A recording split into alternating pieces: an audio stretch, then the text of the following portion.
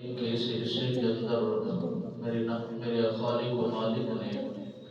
عظمت مصطفیٰ، شان مصطفیٰ، آقا نامدار صلی اللہ علیہ وسلم سرکار کی بلند آوری، تشریف آوری اور آپ پر عقیدت و محبت زمانے کی ہر اعتراض سے محفوظ کرنے کا اشارہ فرمایا کہ اے محبوب، آپ نے کتاب میں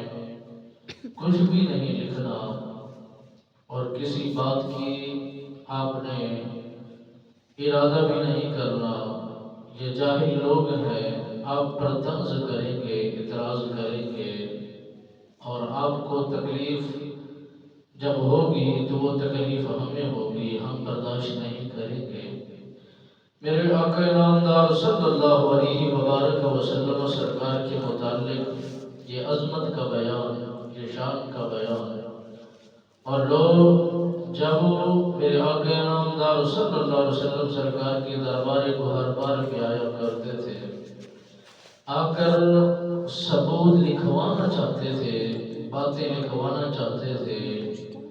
اور کیا ہوا بیان تحریر کرانا چاہتے تھے۔ میرے آقا نامدار صلی اللہ علیہ وسلم سرکار کو رب نے فرمایا کہ محبوب کچھ بھی نہیں لکھ کے دینا، کیونکہ آپ کی عظمت بلند ہے۔ لکھتے وہی ہیں، پڑھتے بھی وہی ہیں جو ذہن سے کمزور ہوتے ہیں اور جنہیں پڑھنے کی ضرورت ہوتی ہے، یادداشت کمزور ہوتی ہے۔ ہم نے آپ کو پڑھا کر کے بھیجا ہے اور کسی معلم کی آپ کو ضرورت نہیں، کسی استاد کی آپ کو ضرورت نہیں۔ انبیاءوں کا گروہ صرف اللہ سے پڑھتا ہے، نہ کہ دنیا کی تعلیم، دنیا کے اندر علوم کو حاصل کرتا ہے۔ اور جتنے بھی نبی رسول تشریف لے آئے، کسی نے بھی دنیا میں آ کر تعلیم کو حاصل نہیں کیا، بلکہ تعلیم کو آراستہ کیا، تعلیم کو لوگوں تک پہنچایا اور بتایا تم پڑھنے والے ہو، ہم پڑھانے والے ہیں